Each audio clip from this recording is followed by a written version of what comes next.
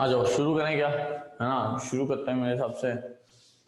Right, आ जाओ।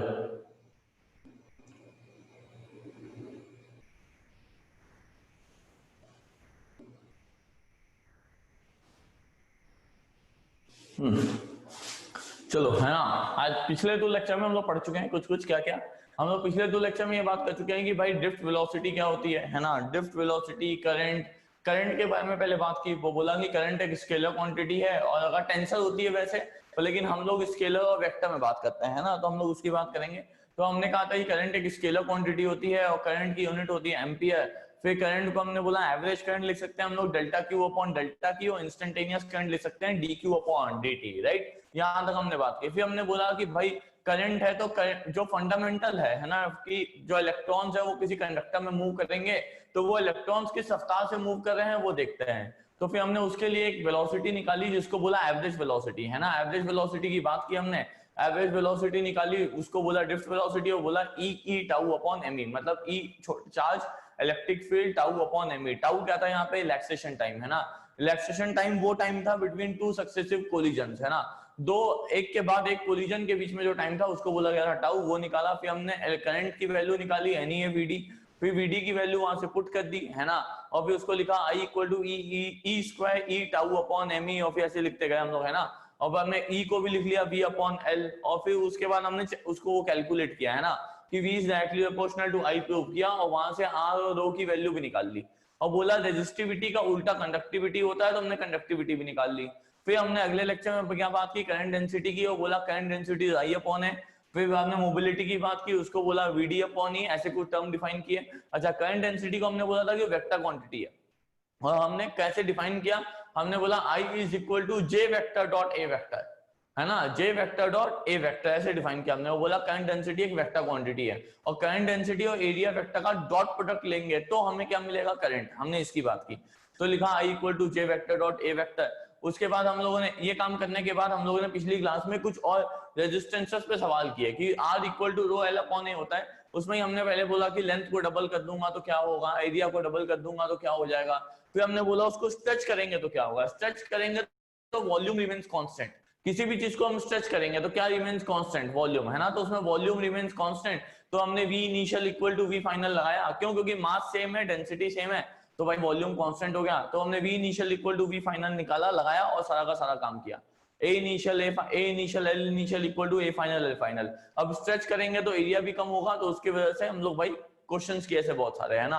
अब उसी पे थोड़े से और क्वेश्चन कराता हूँ, है ना। पिछली क्लास में कुछ किए थे थोड़े से और फिर आज अगले से आगे थोड़े कुछ और बातें करेंगे, है ना। रेजिस्टेंसेस पे ही बात करेंगे आज भी हम लोग। अपना लेक्चर जो काम है वो रेजिस्टेंस पे रखेंगे, है ना। आ जाओ शुरू करते हैं। देखो, मैंने कहा भाई लिखना शुरू करता हूँ। एक क्वेश्चन देता हूँ तुम लोग को, पहले एकदम बेसिक क्वेश्चन, है ना, समझना। बोला अ वायर इज स्ट्रेच्ड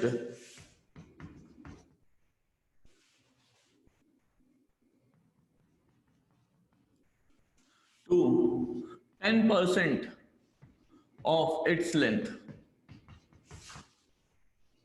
इसका मतलब क्या है, बेसिकली 10% उसकी लेंथ इंक्रीज की गई है ना। यही तो हुआ है ना। तो बोला wire stretch to 10% of length, और 10% और बढ़ा दी गई है ना।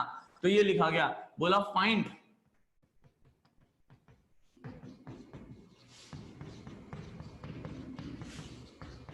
New resistance if initial resistance is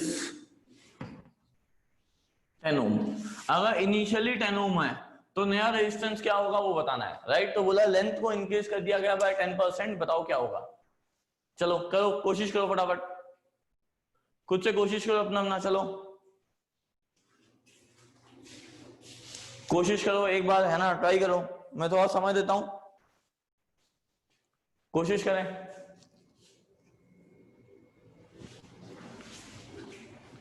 A wire is stretched to 10% of its length. Find new resistance if initial resistance is 10 ohm. अगर इनिशियल रेजिस्टेंस 10 ओम है तो फिर नई रेजिस्टेंस क्या होगी वो बताना है। वायर को स्ट्रेच किया गया है,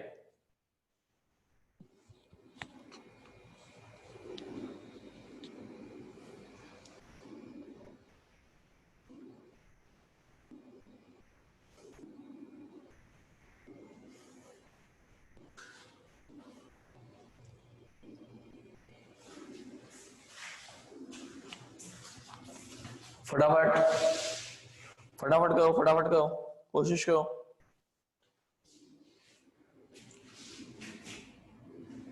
A wire is stretched to 10% of its length. Find new resistance if initial resistance is 10 ohm.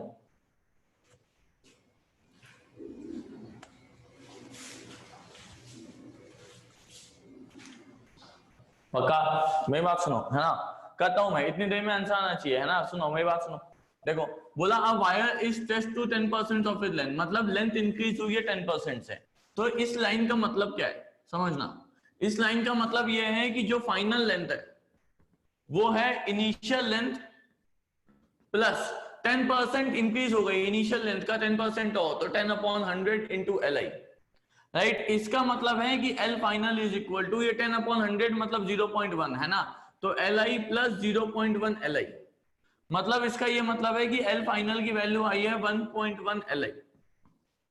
10% increase का मतलब ये है कि जो अब नई लेंथ आ गई है वो 1.1 आ गई है। अब उसको स्ट्रेच किया गया है। तो ये पीछे वाला सवाल क्या कि भाई, ये पीछे वाला सवाल था कैसे कि V initial equal to V final, क्यों? क्योंकि मास सेम है, डेंसिटी सेम है, तो वापस वही बनानी है। तो मैंने इसको लिखा यहाँ पे, देखना समझना, मैंने लिखा V initial equal to V final, है ना। इसका मतलब है A initial L initial equal to A final L final, right. मैंने कहा इसका मतलब A initial L initial equal to A final. L final की वैल्यू है 1.1 Li, तो वैल्यू पुट कर दी 1.1 Li, है ना। Li ने Li को मार दिया, तो AI की AF की वैल्यू आ गई है AI अपॉन 1.1, राइट। अगर ऐसी बात आ चुकी है तो मैं कुछ लिख सकता हूं, समझना। नया फाइनल रेजिस्टेंस R फाइनल क्या होगा, rho final length upon final area. Final length को मैं लिख सकता हूं 1.1 Li अपॉन A फाइनल को लिख सकता हूं मैं A इनिशियल अपॉन 1.1।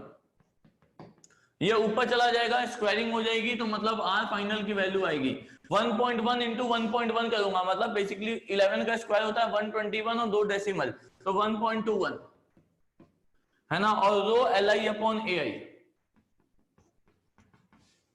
राइट। अब ये इनिशियल रेजिस्टेंस है, तो मैंने इसको लिखा 1.21 R initial resistance. Initial resistance 10 है, तो मतलब R फाइनल की वैल्यू है 1.21 इंटू 10 मतलब 12.1 ओम। ये है फाइनल रेजिस्टेंस। बात चमक गई तुम लोगों को? 100%। वापस समझना मेरी बात, है ना, ध्यान से। बोला a wire is stretched to 10% of it length, find new resistance if initial resistance is 10 ohm. तो मुझे ये तो पता ही था कि मुझे वापस लगाना है V initial equal to V final, मतलब A initial L initial equal to A final L final. पर L इनिशियल कितना होगा वो यहां से निकाल दिया मैंने। बात समझ गई सबको? हाँ, करो फटाफट, देखो लिखो फटाफट, एक बार लिखो ध्यान से, फिर वापस एक्सप्लेन करूंगा, पर एक बार लिख लो, एक बार लिख लो। ऐसे सवाल भी हम लोग 10th क्लास में ऐसे करते थे, है ना। 10th क्लास में ऐसे सवाल किए जाते थे।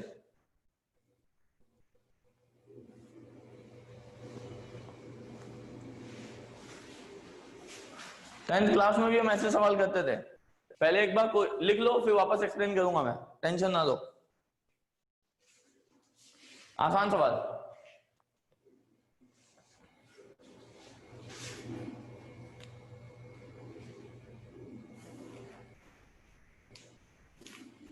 अब वो 10% की जगह कुछ भी आ सकता है ना, 10%, 20%, 30%, कुछ भी कर सकते हैं, राइट। वापस एक्सप्लेन कर रहा हूं, देखो, है ना। Wire is stretched to 10% of it length. 10% of length का मतलब है कि जो फाइनल लेंथ है वो L इनिशियल प्लस इंक्रीज हुआ है, तो प्लस 10% ऑफ इनिशियल लेंथ, तो 10/100 इंटू Li कर दिया, राइट। तो 0 ने 0 को मार दिया, तो Li अपॉन 10 मतलब 0.1 Li। इन दोनों को जोड़ा तो 1.1 Li, तो L फाइनल इज 1.1 Li। तो मैंने कहा कोई दिक्कत नहीं है, बहुत बढ़िया है, कोई सीन ही नहीं। मैंने कहा A initial L initial equal to A final final. ये क्यों? क्योंकि स्ट्रेचिंग कर रखी है, सेम मास है, सेम डेंसिटी है, तो वॉल्यूम भी सेम रहेगा। तो L फाइनल की वैल्यू पुट की 1.1 Li, Li ने Li को मार दिया, तो A फाइनल की वैल्यू आई, नीचे आ गया A इनिशियल अपॉन 1.1। ये 1.1 नीचे आ गया, तो A फाइनल की वैल्यू A इनिशियल अपॉन 1.1। ये वैल्यू उठा के सब्स्टिट्यूट कर दी A फाइनल और L फाइनल की इधर से। क्यों? क्योंकि फाइनल रेजिस्टेंस क्या होगा, resistivity L final upon A final. अब ये कैलकुलेट की तो रो Li अपॉन AI, ये तो इनिशियल रेजिस्टेंस है ना, इनिशियल रेजिस्टेंस की वैल्यू दे रखी थी 10 ओम, तो 10 ओम पुट कर दिया, 1.21 इंटू 10 किया तो 12.1 ओम। चमक गई बात है 100%। मिटाऊं इसको मैं, आगे बढ़ू नए सवाल पे, डन, चलो ओके है ना, आ जाओ समझो है ना। अब समझना, अब यही सवाल है पर लेकिन इस सवाल में थोड़ा सा ट्विस्ट कर रहा हूं मैं, है ना। यही सवाल है एकदम डिट्टो कॉपी पेस्ट, पर लेकिन बस थोड़ी सी बात अलग की है मैंने, समझना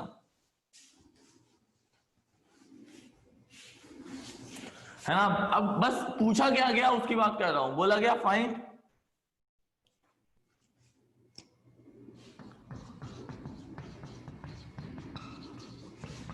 परसेंटेज चेंज इन रेजिस्टेंस, और इस 10 अगर ऐसा ही पूछा गया होता तो कोई दिक्कत नहीं है। परसेंटेज चेंज क्या होता है, R final minus R initial upon R initial. What is percentage change, R final minus R initial upon R initial, change in resistance upon initial resistance, यही तो परसेंटेज चेंज है ना, और कोई दिक्कत नहीं है ना। तो मैंने बोला find percentage change in resistance, simply R final minus R initial upon R initial, कोई इशू नहीं, कोई दिक्कत नहीं, पक्का। पर लेकिन इसको मैंने बस थोड़ा चेंज किया, मैं 10% की जगह मैंने इसको लिख लिया 0.2%। क्या लिख लिया मैंने इसको, 0.2%, राइट। और अब मुझसे ये पूछा गया, एक बार तुम खुद से ट्राई करो फिर मैं बताता हूं, एक बार खुद से ट्राई करो इस सवाल को, है ना, फिर मैं बताता हूं। 0.2% ऑफ लेंथ बोला गया आपकी बार, अब की बार स्ट्रेच किया गया, इंक्रीज की गई लेंथ उसको 0.2%, मतलब बहुत ही थोड़ा, हाँ ज्यादा चेंज नहीं किया गया।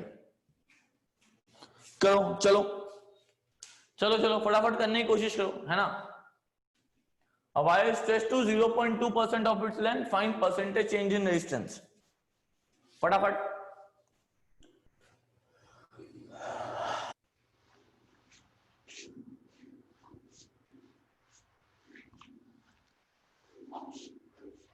जल्दी लिखो, हाँ कोशिश करना एक बार फटाफट, नहीं तो फिर मैं करता हूं।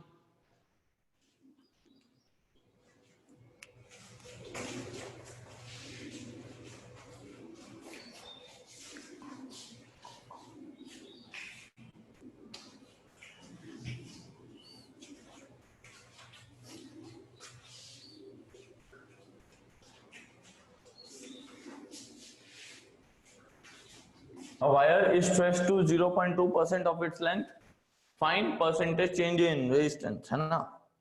चलो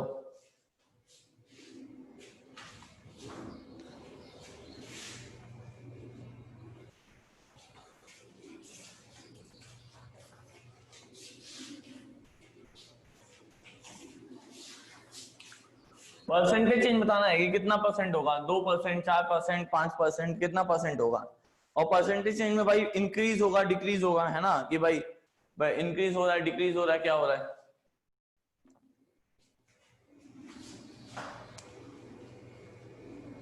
पक्का सुनो बात, आ जाओ, है ना, करता हूं मैं, समझना।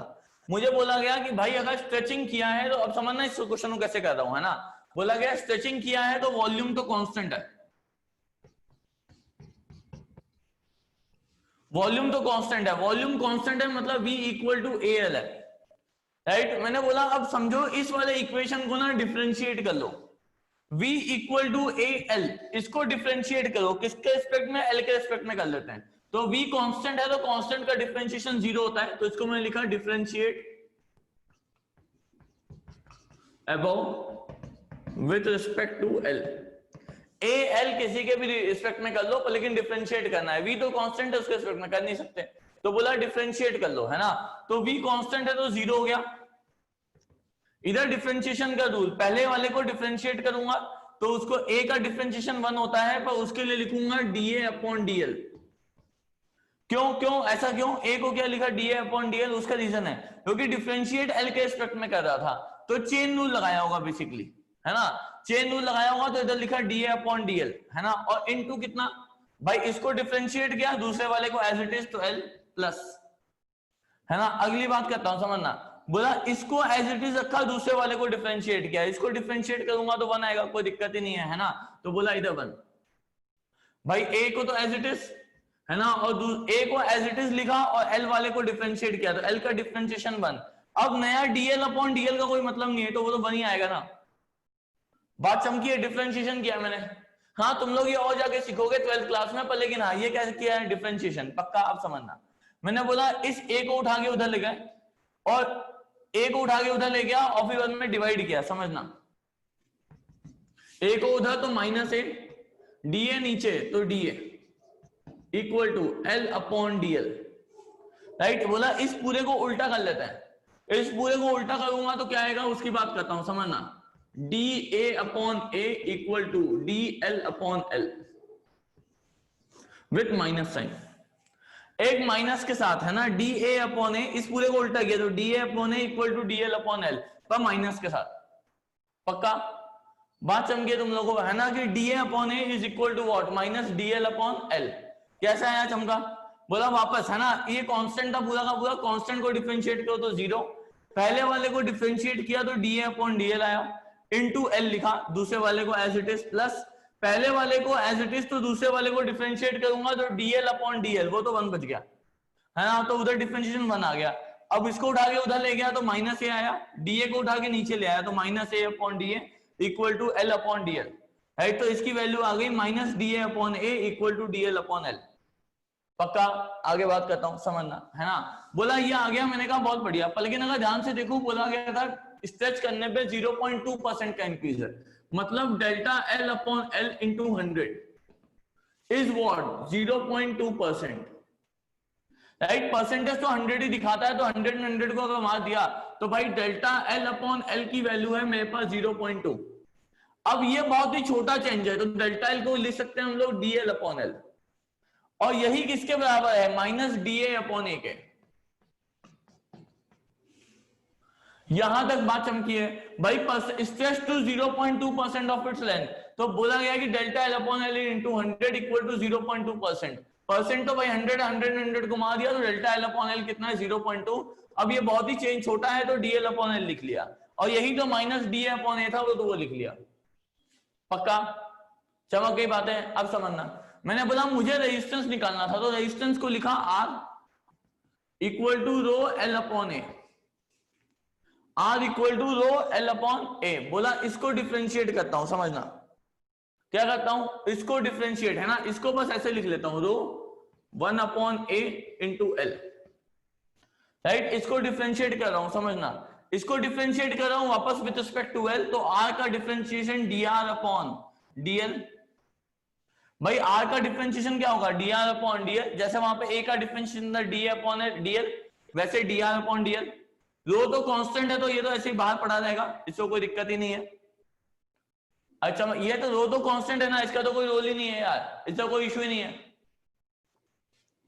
चमका ही नहीं है तुम लोगों, पक्का 100%। अब और समझना, है ना, और समझो ध्यान से, देखो, है ना, मैंने कहा और भी कुछ करता हूं, समझो, 1 बाई ए को डिफरेंशिएट करता हूं, है ना, 1 बाई ए को डिफरेंशिएशन कितना आएगा, माइनस, या फिर इसको एक और तरीके से कर सकते हो यार, छोटे छोटे तरीके से बताता हूं, देखो एक और तरीका देखो, है ना, आर को लिखा मैंने रो एल अपॉन ए, राइट। ए को लिख सकता हूं वी अपॉन एल, ए को लिख सकता हूं वी अपॉन एल, तो L upon V upon A, L sorry, है ना, एल वी अपॉन एल, क्या बोल रहा हूं, हाँ, ए को लिख सकता हूं यहां से वी अपॉन एल, तो पुट कर दिया, एल ऊपर चला गया मल्टीप्लाई हो गया, तो rho L square upon B, ये बात चमकी है, rho L square upon B, done. अब समझना, मैं बोला अब अगर डिफरेंशिएट करूंगा तो ये तो पूरा कांस्टेंट है, तो ये तो 0 में चला गया और ये बस बचेगा, तो इसका डिफरेंशिएशन कितना आएगा, डी आर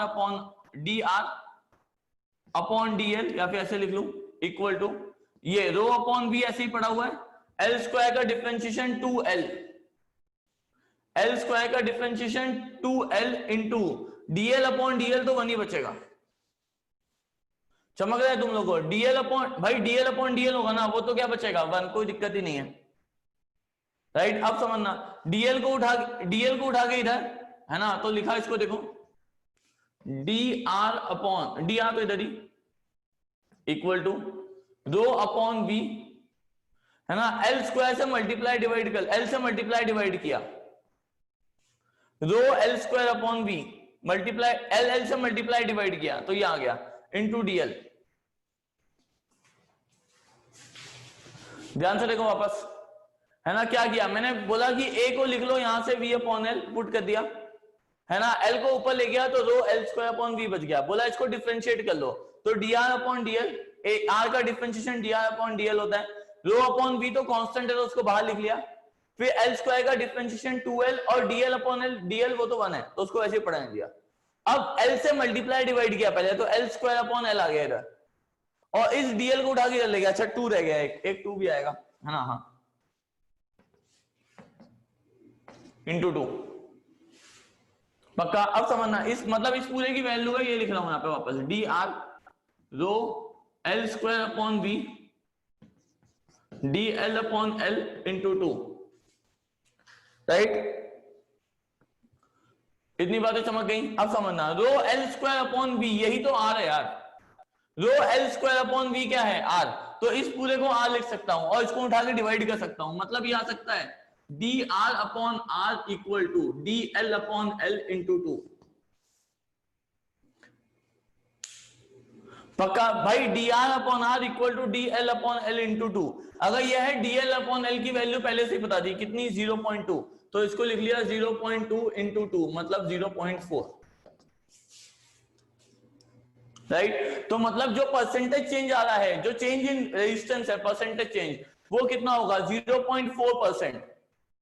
इसका आंसर है ना, इसका आंसर क्या होगा 0.4% परसेंटेज चेंज, राइट। अब इसको एक और तरीके से कर सकते थे कि यहाँ पे डिफरेंशिएशन करो, तब भी ए के रिस्पेक्ट में करो तो डी ए अपॉन ए भी आता, फिर ये वाले दोनों रिलेशन यूज करने पड़ते हैं और स्क्वायरिंग हो जाती, वापस वही बात आती, राइट। तो सेम ही तरीका है, जैसे मर्जी वैसे कर लो, है ना। तो अब इसका यूज नहीं करना पड़ा यहाँ पे तो कोई दिक्कत नहीं है। अगर ए के टर्म में डिफरेंस ए को रख के डिफरेंशिएट करते तो डी ए अपॉन ए का भी यूज करना पड़ता, है ना। हाँ, अगर कोई ये पूछता कि एरिया में कितना चेंज है, एरिया में भी 0.2% का चेंज है, पर लेकिन वो डिक्रीज हुआ है क्योंकि माइनस आया है। क्या है, माइनस है ना, माइनस है तो मतलब क्या हुआ है, डिक्रीज हुआ है, डी अपॉन ए। बात चमक गई तुम लोगों को।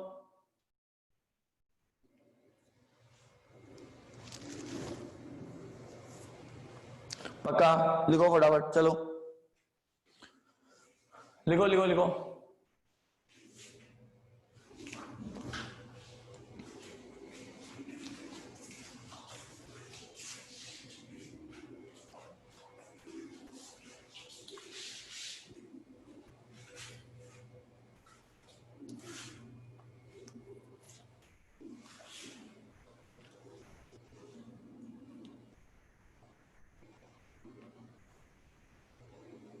लिख लिया सबने, मिटाओ ये।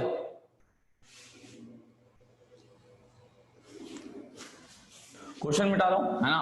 अगला क्वेश्चन लिखता हूं मैं तब।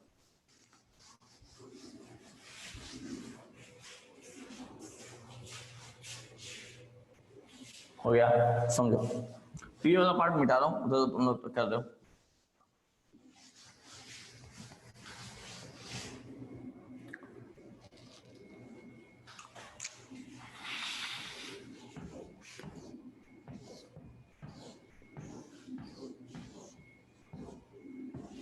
बोला ये क्यूबॉइड है, क्यूबॉइड है ना, ये क्यूबॉइड है, ये वाली लेंथ ए है, ये वाली लेंथ बी है, ये वाली लेंथ सी है। इस ये जो क्यूबॉइड है इसकी जो रेजिस्टिविटी है ये रो है, पक्का। अब मेरी बात समझना है ना, करंट कैसे कैसे फ्लो हो रहा है, अलग अलग केसेस में अलग अलग तरीके से करंट फ्लो हो रहा है। एक केस में करंट सीधे सीधे फ्लो हो रहा था, मतलब ये वाला करंट I1 था, मतलब केस 1 में करंट I1 अगर बात करें तो वो इस वाले सरफेस से इस वाले सरफेस पे निकल रहा था, मतलब पोटेंशियल डिफरेंस इन दोनों के बीच में लगाया गया होगा, तो करंट सीधे सीधे ऐसे जा रहा है, पक्का 100%। और समझना आगे, एक और केस था जिसमें करंट ऐसे जा रहा था, उसको बोला गया I2, मतलब नीचे से ऊपर जा रहा है, ऐसे करंट जा रहा है छेद करके। डन। एक और समझना, बोला एक और था जिसमें करंट अंदर जा रहा था, मतलब आगे वाले सरफेस से पीछे वाले सरफेस पे, इस आगे वाले से पीछे वाले पे ऐसे अंदर के साइड जा रहा था, मतलब उस वाले करंट को ऐसे मार्क किया गया, समझना I3, मतलब करंट अंदर जा रहा है, राइट। इन तीनों केसेस में रेजिस्टेंस बताना है क्यूबॉइड का, क्यूबॉइड का रेजिस्टेंस बताना है इन तीनों केस में। R1 R2 R3 बताना है। तीन अलग अलग केस है, एक ही केस में नहीं तीनों करंट फ्लो कर रहे हैं, तीन अलग अलग केस हैं। पहले केस में I1 करंट जा रहा था, दूसरे केस में I2 करंट जा रहा है, तीसरे केस में I3 करंट जा रहा है ना। तो मुझसे पूछा गया R1 R2 R3 पक्का। अच्छा एक और बात, पीछे वाले सवाल में एक चीज रह गई क्या कि सर ये डिफरेंशिएशन वाला रूल यूज कब करते हैं, मतलब ऐसे डिफरेंशिएट कब करते हैं? ऐसा डिफरेंशिएशन तब करते हैं जब परसेंटेज चेंज 5% से कम आने लगे। अगर अप्रोक्सीमेटली 5 या 5% से कम है ना परसेंटेज चेंज लेंथ या एरिया में, तो आप ये डिफरेंशिएशन वाला मेथड करके यूज करेंगे। हाँ क्या करेंगे, डिफरेंशिएशन वाला मेथड करके यूज करेंगे, है ना। अगर 5% से ऊपर है तो फिर आप नॉर्मल जो मैंने तुम आपको मेथड सिखाया था पहले वाले क्वेश्चन में 10% वाले में, वैसा काम करेंगे। चमक गई ये बातें चमकी हैं। पीछे वाले सवाल, पीछे वाले दो सवाल में अंतर पक्का ओके ओके है ना। जब छोटा चेंज होगा तो आप डिफरेंशिएशन वाला यूज करेंगे, नहीं तो ऐसा करेंगे, राइट। आ जाओ चलो ये वाला क्वेश्चन करो, R1 R2 R3 ये वाला क्वेश्चन करो।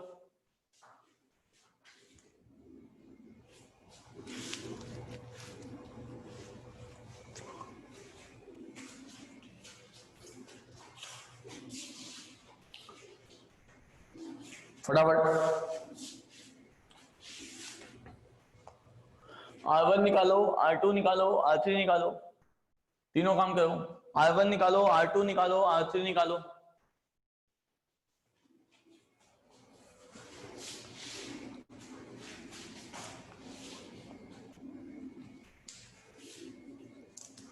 आंसर लिखूं क्या मैं? इतना टाइम नहीं लगना चाहिए था यार। आंसर लिख रहा हूं तो A upon B into C, I2 लिख रहा हूं तो C upon A B, R3 लिख रहा हूं रो B अपॉन ए सी। तुम खुद से देखो, तुम्हें खुद से समझना चाहिए आंसर। मैं तो एक्सप्लेन करूंगा पर तुम्हें खुद समझना चाहिए, बहुत ही आसान काम है, कोई दिक्कत ही नहीं है। हाँ बहुत बढ़िया, एकदम देखो आसान काम एकदम। देखो बोला गया कि ये करंट ऐसे जा रहा है, तो भाई इसके पास area R equal to rho L by A होता है, बिल्कुल सही। ए होता है area of cross section. What is A? A is area of cross section. Area of cross section होता है करंट के डायरेक्शन के परपेंडिकुलर। सही बात है, पक्का आप समझना है ना। करंट के डायरेक्शन के परपेंडिकुलर वाला पूछ रहा हूं मैं, तो ये करंट है, इसके परपेंडिकुलर एरिया ये वाला, मतलब ये वाला सरफेस। इस वाले सरफेस का एरिया कितना? ये लेंथ बी है, ये लेंथ सी, तो area of cross section B into C है। और लेंथ कितना है? ये वाला करंट कितना लेंथ चल के आया? ए लेंथ, तो ये ए लेंथ। वैसे ही I2 वाला ऊपर गया तो कितना लेंथ चल के गया है? C length. और क्या एरिया ऑफ क्रॉस सेक्शन है? परपेंडिकुलर, जिसको परपेंडिकुलर एरिया करंट के डायरेक्शन के, ये बेस वाले को कट करके जा रहा है। परपेंडिकुलर एरिया कितना है? बी इंटू ए, तो बी इंटू ए। पक्का आगे बात करता हूं, देखना। बोला I3 मतलब अंदर जा रहा है, अंदर लेंथ ट्रेवल कर रहा होगा ये वाली, पूरी ऐसे कट करके जा रहा है ना, तो अंडर लेंथ ये वाली ट्रेवल कर रहा है, मतलब बी वाला, तो बी। और एरिया ऑफ क्रॉस सेक्शन आगे वाला सरफेस है ये वाला कितना है? ए इंटू सी, तो ए इंटू सी, खत्म।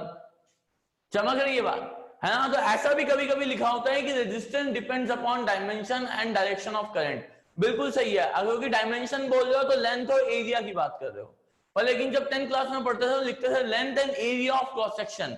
एरिया ऑफ क्रॉस सेक्शन और एरिया में अंतर है। area of cross section is area perpendicular to direction of current। Actually में ये एक तरीके सिग्निफिकेंस है उसका, है ना। डायमेंशंस बोल रहे हो तो लेंथ, ब्रेथ, हाइट, इन सब की बात कर रहे हो। तो अगर आप डायमेंशन की बात कर रहे हो तो करंट डायरेक्शन पे भी डिपेंड करता है, क्योंकि वही क्यूब है, क्यूबॉइड है, सॉरी, है ना, वही क्यूबॉइड है। आप जिस तरीके से करंट फ्लो कर रहे हो उस तरीके से रेजिस्टेंस बदलता जा रहा है। चमक गई बात 100%। चलो, है ना, चलो पक्का। एक और देता हूं, ऐसे ही एक और दे रहा हूं, चमकना है ना, करना तुम लोग खुद से। सुनो, मिटाऊं, डन।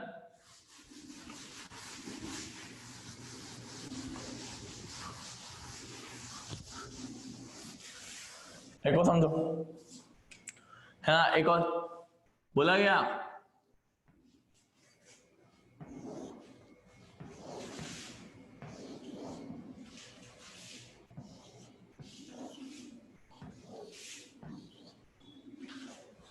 हाँ, इसका रेडियस है R2 और इस बड़े वाले का रेडियस है R1। अब अंदर हॉलो है, मतलब बस यहीं पे मटेरियल है, मटेरियल सिर्फ इसी में है ना, और इस मटेरियल की जो रेजिस्टिविटी है वो रो है। डन। अब क्या किया गया, यहां पे हायर पोटेंशियल लगाया गया,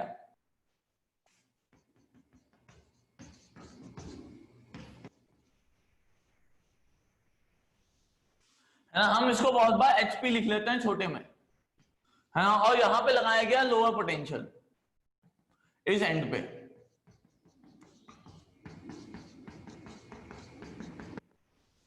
लोअर पोटेंशियल को हम लोग LP लिख लेते हैं, राइट। तो मुझसे बोला गया है कि रेजिस्टेंस बताना है, फाइंड R इक्विवेलेंट बताना है, R इक्विवेलेंट ऑफ डायग्राम या जो भी कंडक्टर है वो बताना है मुझको। चलो अच्छा, इसकी लेंथ लेंथ लेंथ लेंथ है, लेंथ है L, राइट। चलो कोशिश करो, कोशिश करो, खुद से आसान सवाल है, बहुत ही आसान सवाल है, कोशिश करो फटाफट। मार जाता हूं मैं, हाँ हाँ फटाफट।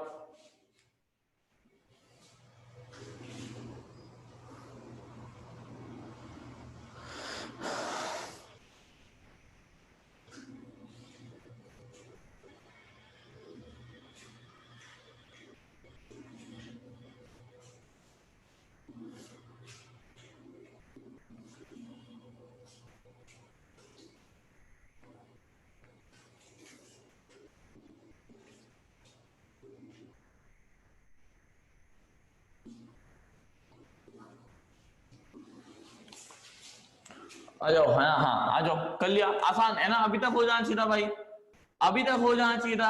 आर इक्वल भाई, हायर पोटेंशियल है लोअर पोटेंशियल, तो करंट तो ऐसे फ्लो करेगा,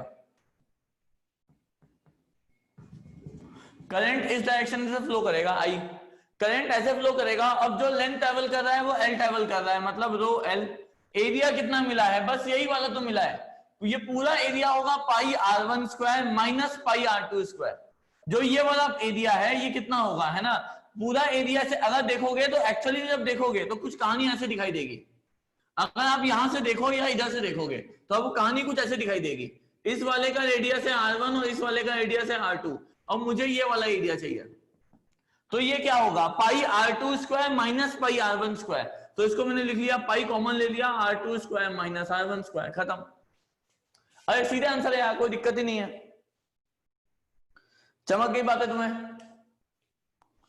100% चमक गई है बातें। डन, लिखो लिखो फटाफट फटाफट आंसर लिखो, है ना, बहुत ही आसान सवाल था ये, हाँ बहुत ही आसान, समझो। आ जाओ एक और देता हूं, एक और एक और।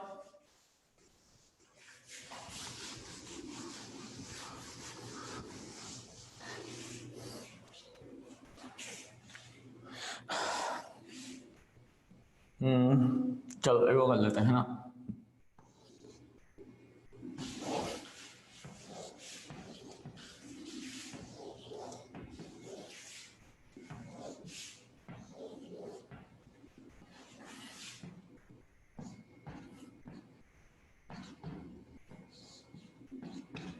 इस वाले का रेडियस R1, इस वाले का रेडियस R2, वापस वही है ना, वापस इसकी लेंथ तो L है, L लेंथ है पूरी, वापस ये वाला हायर पोटेंशियल है और ये वाला लोअर पोटेंशियल है, HPLP, है ना, अभी बताया मैंने आपको, अब समझना। बोला अब की बात थोड़ा सा बस अलग कहानी, ट्विस्ट है कहानी में, कहानी में ट्विस्ट ये है कि यहाँ की जो रेजिस्टिविटी है वो है मान लो 2R 2 रो, और जो ये वाली रेजिस्टिविटी है बाहर वाले मटेरियल की, ये दो अलग अलग मटेरियल है, इस वाले की रेजिस्टिविटी है 4 रो, दो अलग अलग रेजिस्टिविटी, एक 2 रो और एक 4 रो। बोला अब आर इक्विवेलेंट बताओ,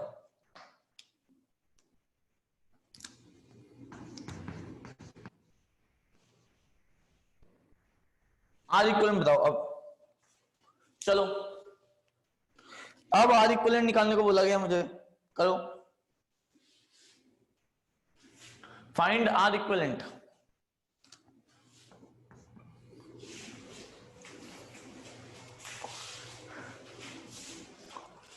फटाफट।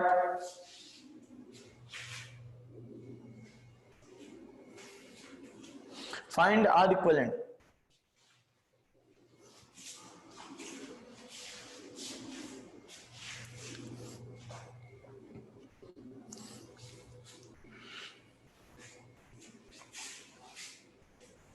जल्दी जल्दी करो, है ना।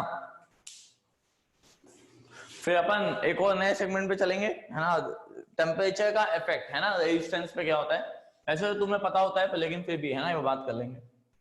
हाँ आ जाओ, कहता हूं, है ना, सुनो बात, मेरी बात समझना।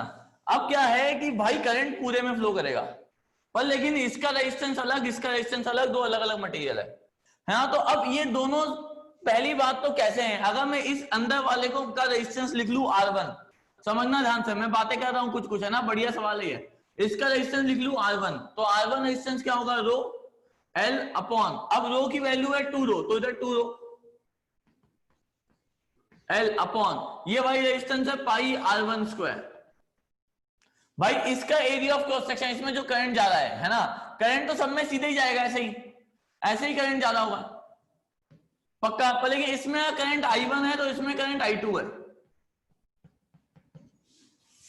क्यों, क्योंकि भाई ये जो हॉलो वाला है, ये एक शेल टाइप है, ये हॉलो का, हॉलो शेल है, इसका रेजिस्टेंस एक होगा, इसका अलग होगा, और दोनों में सेम करंट जा रहा होगा पक्का 100%। अब समझना, ऐसी बात है तो मैंने लिखा, इसका लिखा 2 रो, दोनों में अलग अलग करंट जा रहा होगा, है ना, I1 और I2। अब समझना, पर लेकिन इस अंदर वाले शेल के, सिलेंडर के across potential difference, high potential minus lower potential, अगर ये V है तो ये V है, और इस शेल के अक्रॉस भी पोटेंशियल डिफरेंस कितनी है, V।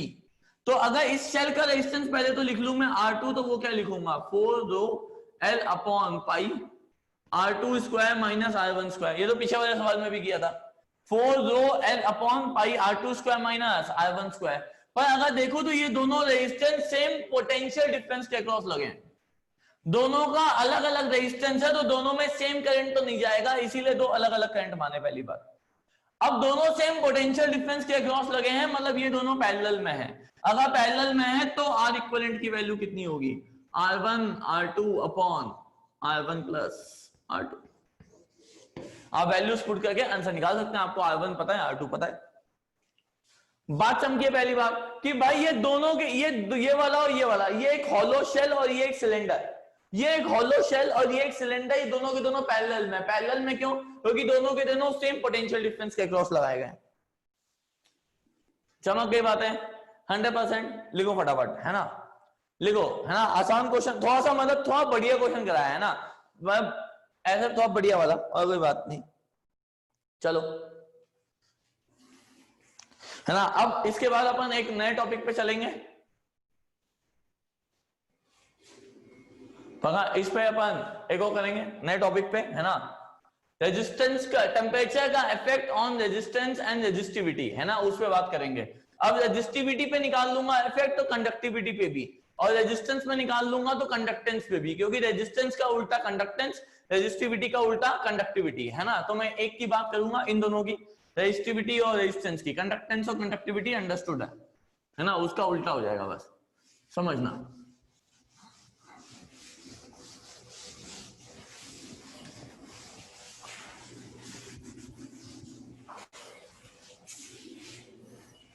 समझना ध्यान से, है ना। तो मैं हेडिंग डाल रहा हूं, effect of temperature on resistance and resistivity. Effect of temperature on resistance and resistivity, है ना, इन दोनों पे इफेक्ट क्या होगा उसकी बात की गई। अगर उस इफेक्ट समझना है तो मैंने कहा पहले फॉर्मूला देख लेता हूं, उसकी बात कर लेता हूं। समझना, आर का फॉर्मूला हमने पढ़ा है क्या, ME upon NE square tau L upon A। भाई यही तो रो भी होता था, तो रो का फॉर्मूला है ME upon NE square tau, right, जहां पे ME is mass of electron, ये मास ऑफ इलेक्ट्रॉन, और ये E क्या है, इलेक्ट्रॉन पे चार्ज, मतलब 1.6 इंटू 10 की पावर माइनस 19 कोलम, और mass of electron is what 9.1 into 10 की पावर माइनस 31 kg। पक्का, ये दोनों की वैल्यू तो फिक्स है। अब क्या चेंज हो रहा है उसकी बात है। चेंज होने के दो ही पॉसिबिलिटी हैं, एक n which is electron density या number of free valence electrons per unit volume. What is n? n is number of free valence electron per unit volume. इसी को तो इलेक्ट्रॉन डेंसिटी के नाम से भी जाना जाता है, राइट। और टाउ था रिलैक्सेशन टाइम, है ना। टाउ इज रिलैक्सेशन टाइम, मतलब average time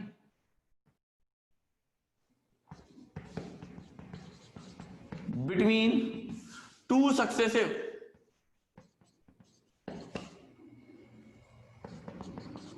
collision. Tau is what? Tau is average time between two successive collision. चमकी बातें। अब मेरी बात समझना, हुआ क्या है ना। फॉर पहले वो लिख रहा हूं मैं, समझना। फॉर कंडक्टर्स, हमारे लिए मेन कंसेप्ट तो कंडक्टर्स ही है, पर लेकिन हम कुछ और भी बात करेंगे। फॉर कंडक्टर्स की बात करता हूं। कंडक्टर्स के लिए मैंने टेम्परेचर बढ़ाया। टेम्परेचर जैसे ही बढ़ाया मतलब काइनेटिक एनर्जी बढ़ाई, क्योंकि what is temperature? Temperature is average kinetic energy पर मॉलिक्यूल, है ना। तो जैसे ही टेम्परेचर को इंक्रीज किया तो काइनेटिक एनर्जी इंक्रीज हुई, मैं भागना स्टार्ट हुआ, मैं तेज भागना स्टार्ट हुआ तो मैं जल्दी जाके भिड़ गया भाई। मैं तेज भागना स्टार्ट हुआ तो मैं जल्दी जाके भिड़ गया, राइट। अगर मैं जल्दी जाके भिड़ गया तो मतलब जो मेरा टाउ है, रिलैक्सेशन टाइम, वो घट गया। Relaxation time is what? Time between two successive collision. जल्दी भिड़ा मतलब टाइम कम हुआ, टाइम कम हुआ मतलब टाउ घट गया। तो टेम्परेचर बढ़ाने से tau decreases. Tau is what? Relaxation time या average time between two successive collision, है ना। तो वो टाउ घटा। क्यों घटा? चमक रहा है। क्यों? क्योंकि टेम्परेचर बढ़ा, टेम्परेचर बढ़ा, रफ्तार बढ़ी, रफ्तार बढ़ी, जल्दी भिड़ा, टाइम घटा। चमक गई बात। टाउ, हाँ। अब मैं का बहुत बढ़िया, अब समझना। बोला what is N? N is number of free valence electrons per unit volume.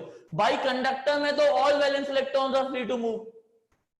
Conductor में सारे के सारे valence electrons are free to move, उसमें कोई दिक्कत ही नहीं है, राइट। अगर सारे के सारे valence electrons are free to move तो कोई एन में कोई चेंज होने वाला नहीं है। जो फ्री थे वो तो वही है, अभी भी कोई दिक्कत ही नहीं है। तो मैंने बोला एन में तो नो चेंज है। दोनों को क्यों देखा? क्योंकि यही दो चेंज हो सकते हैं भाई। बाकी तो एम ई क्या दिखा रहा है? इलेक्ट्रॉन का मास है ना, तो इसलिए एम ई लिखते हैं हम लोग ऐसे। तो मास ऑफ इलेक्ट्रॉन हुई है। अब समझना, अगर टाउ घटा, ये घटा तो रेजिस्टिविटी बढ़ी। अगर रेजिस्टिविटी बढ़ी मतलब ये पूरा बढ़ा है, यही तो रेजिस्टिविटी है। यही तो क्या है? रेजिस्टिविटी। बात समझ रही है तुम्हें, है ना। अगर रेजिस्टिविटी बढ़ी तो आर बढ़ा, मतलब रेजिस्टेंस बढ़ा। और यही हम पढ़ते भी थे, 10th क्लास में पढ़ के आए होगे शायद तुम लोग, है ना, कि टेम्परेचर बढ़ाओ तो रेजिस्टेंस बढ़ता है मेटल्स का, या मेटल्स ही तो कंडक्टर है एक तरीके से। तो टेम्परेचर बढ़ाओ तो रेजिस्टेंस ऑफ मेटल इंक्रीजेस या कंडक्टर्स की इंक्रीजेस। बात समझ गई सबको? 100%। अब मेरी बात ध्यान से सुनना, एक और लिख रहा हूं। फॉर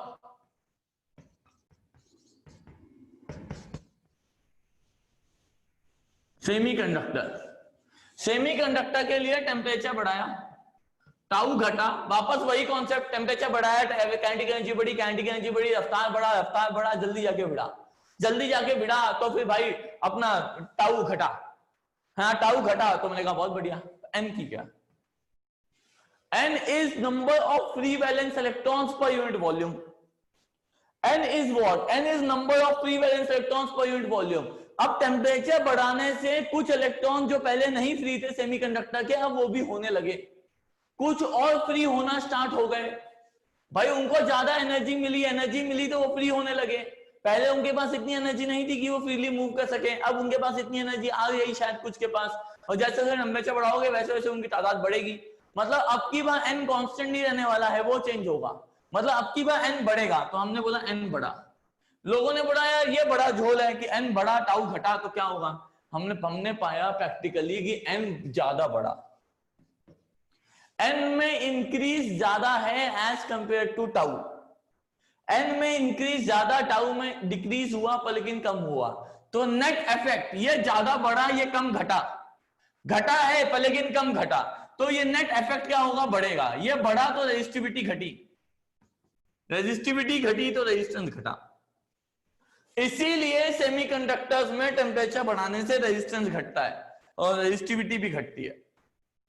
वहीं पे कंडक्टर्स में टेम्परेचर बढ़ाने से रेजिस्टिविटी बढ़ती है, रेजिस्टेंस भी बढ़ता है।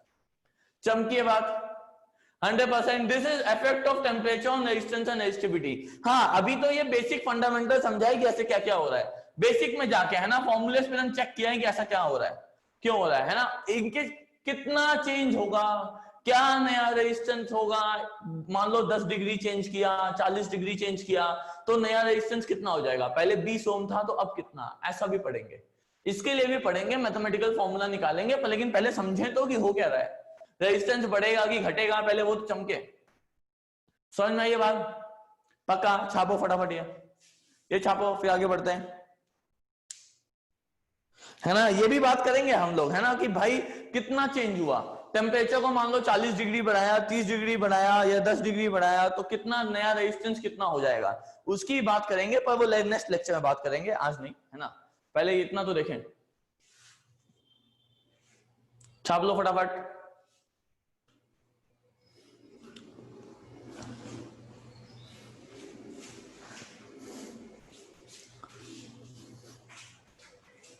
छाप लिया? जल्दी जल्दी जल्दी आ जाओ। हाँ हाँ, हटाओ, समझो, हाँ देखो जल्दी छापा करो, है ना, मैं टाइम इतना ही देता हूँ कि उतने में तुम लोग छाप लो, काम ऐसे चलना चाहिए साथ साथ, समझो। मैंने कहा मतलब टेम्परेचर बढ़ाओ तो रेजिस्टेंस घटता है, रेजिस्टिविटी घटती है, तो हमने बोला कि ग्राफ भी बना के देख लेते हैं एक बार कैसा होता है। बोला अगर ये रेजिस्टिविटी है, ये टेम्परेचर का ग्राफ है, तो कुछ कंडक्टर्स के लिए कुछ ग्राफ ऐसे आया, कंडक्टर्स के लिए कुछ ग्राफ ऐसे, बात समझ रही है? पक्का है ना, कि भाई देखो ना, वापस टेम्परेचर बढ़ाया, कंडक्टर्स की बात कर रहा हूं, टेम्परेचर बढ़ाया तो टाउ घटा, टाउ क्यों घटा, क्योंकि काइनेटिक एनर्जी बढ़ी, काइनेटिक एनर्जी बढ़ी, जल्दी जाके भिड़े, जल्दी जाके भिड़े तो टाइम घटा। पर लेकिन n इलेक्ट्रॉन डेंसिटी थी, इलेक्ट्रॉन डेंसिटी में कोई चेंज नहीं आया, n is number of free valence electrons per unit volume, conductor में सारे के सारे valence electrons are free to move, तो अब नए कहां से आएंगे, सारे ही फ्री है पहले से ही, तो n में तो कोई चेंज नहीं। n में क्यों, क्योंकि n में चेंज हो सकता था अगर कुछ पहले ना फ्री होते तो n में कोई चेंज नहीं, नो चेंज। टाउ घटा तो फिर रेजिस्टिविटी बढ़ी, रेजिस्टिविटी बढ़ी, रेजिस्टेंस बढ़ा, कोई दिक्कत नहीं। बोला अब तो ऐसा ग्राफ आया, ये किसके लिए आया, फॉर कंडक्टर्स। सेमीकंडक्टर के लिए बनाता हूं वहीं पे, समझना। सेमीकंडक्टर के लिए भाई ग्राफ कुछ ऐसे आया। अब लोगों ने बोला ये कैसे, मैंने कहा समझो, टेम्परेचर बढ़ा तो टाउ घटा, सेम कॉन्सेप्ट, पर n is what, number of free valence electrons per unit volume. पहले सेमीकंडक्टर में हम ऐसे पढ़ते हैं कि there are some valence electrons which is free to move, all valence electrons are not free to move, there are few valence electrons which are free to move. पर लेकिन जब टेम्परेचर बढ़ाया तो ज्यादा एनर्जी दे दी तुमने, तो जो इलेक्ट्रॉन्स अब फ्री नहीं थे पहले, अब वो भी होने लगे, तो कुछ और इलेक्ट्रॉन्स बढ़ गए, उन इलेक्ट्रॉन्स की तादाद जो फ्री हैं टू मूव वो बढ़ गई, वो वैलेंस इलेक्ट्रॉन जो फ्री टू मूव है वो बढ़ गए, तो मतलब n बढ़ गया, n बढ़ा पर लेकिन ज्यादा बढ़ा, टाउ घटा पर लेकिन n भी बढ़ा, पर n ज्यादा बढ़ा एज कंपेयर टू टाउ घटना, तो ये ज्यादा बढ़ा, ये कम घटा, तो नीचे वाला टर्म जो rho upon M upon N E square tau में वो बढ़ा, नीचे डिनोमिनेटर बढ़ा तो रो घटा तो रेजिस्टिविटी भी घटी, तो इसका ग्राफ ऐसे आया। तो दिस इज फॉर सेमीकंडक्टर्स। बात चमकी है, बना दो दोनों ग्राफ, चलो दोनों ग्राफ बना लो फटाफट।